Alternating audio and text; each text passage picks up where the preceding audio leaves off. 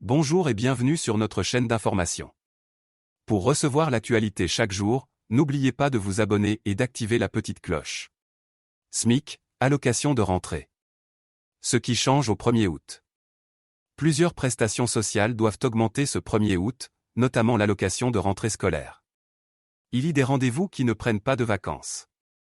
Plusieurs changements sont prévus pour ce 1er août, n'en déplaise aux juilletistes de retour de vacances. De la hausse du SMIC à celle du livret A en passant par la fin des cadres juridiques d'exception face au Covid-19, le HuffPost fait le point sur ce qui change ce lundi 1er août. Augmentation du SMIC. Du fait de la forte inflation, le SMIC, salaire minimum interprofessionnel de croissance, augmente automatiquement le 1er août de 2,01%.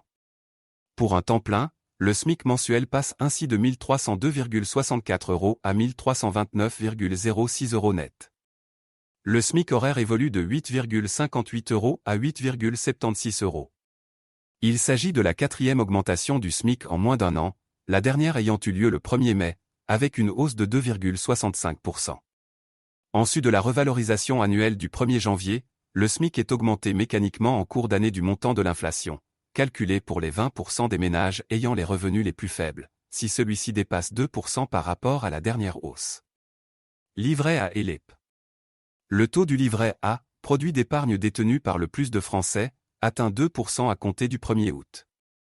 C'est la deuxième hausse cette année, après un premier doublement du taux au 1er février, de 0,5%, un plancher historique, 1%.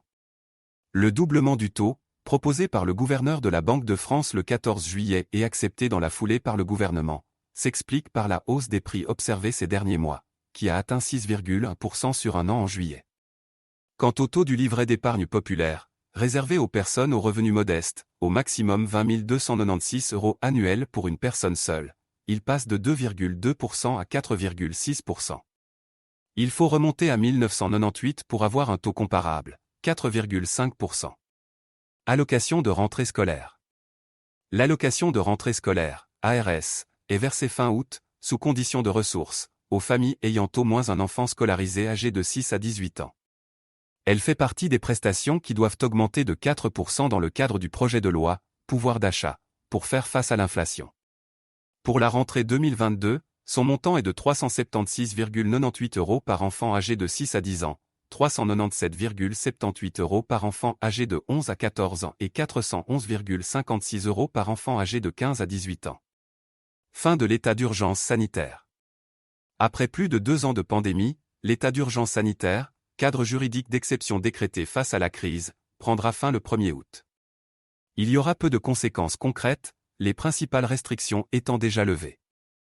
Seules 2 mesures restent à l'ordre du jour, le maintien du suivi qui permet de connaître le nombre de cas ou d'hospitalisation, et la possibilité d'imposer un test négatif pour les voyageurs quittant ou retrouvant la métropole ou les Outre-mer. Par ailleurs, le Conseil scientifique, créé en début de pandémie, va disparaître mais le ministère de la Santé a promis de le remplacer rapidement par une version plus pérenne. Remise carburant. L'AS, remise carburant, de 15 centimes litre hors taxe, appliquée depuis le 1er avril a été prolongée jusqu'au 31 août. J'espère que cette information vous a été utile. Vous pouvez vous abonner à la chaîne pour suivre nos informations. Vous pouvez débattre avec courtoisie ou poser vos questions dans les commentaires. Une version texte est disponible sur notre blog, le lien est dans la description. Merci et à bientôt.